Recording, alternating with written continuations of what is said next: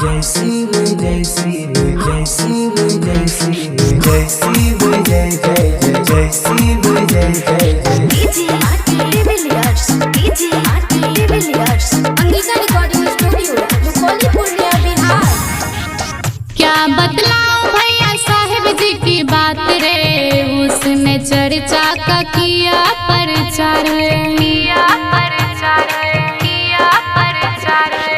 क्या बतलाऊं भैया साहिब जी की बात रे, उसने चर्चा का किया प्रचार। पहले गाया बताया शिव चर्चा करवाया, पहले गाया बताया शिव चर्चा करवाया, शिव चर्चा में संकल्प किया, साहिब घोषणा करा के शिव चर्चा किया, साहिब घोषणा करा के शिव चर्चा किया, साहिब घोषणा करा के शिव चर्चा किया, साहिब घोषणा करा के शिव चर्चा किया।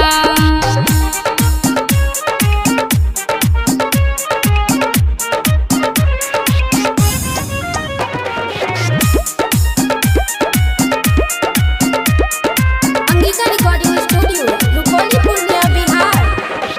घोषणा करा दिया हरिंदर भैया जाके, ऐसा ऐसा चर्चा हुआ गांव घर में जाके, ऐसा ऐसा चर्चा हुआ गांव घर में जाके। घोषणा करा दिया हरिंदर भैया जाके, ऐसा ऐसा चर्चा हुआ गांव घर में जाके। उसने गाया बताया शिष्य बहना को सुनाया, उसने गाया बताया शिष्य बहना को सुनाया, शिष्य बहना ने सुन लिया, साहिब घोषणा करा के शिव चर्चा किया, साहिब घोषणा करा के शिव चर्चा किया, साहिब घोषणा करा के शिव चर्चा किया, साहिब घोषणा करा के शिव चर्चा किया।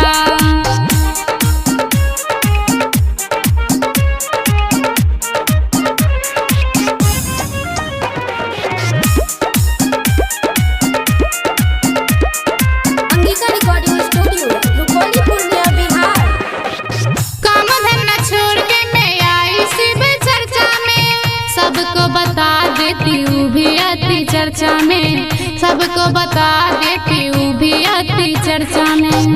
काम धंधा छोड़ के मैं आई शिव चर्चा में, सबको बता देती हूँ भी आती चर्चा में। जब मैं चर्चा को गाई शिव चर्चा को गाई, जब मैं चर्चा को गाई शिव चर्चा को गाई, शिव का दिल बहला दिया, साहिब घोषणा करा के शिव चर्चा किया,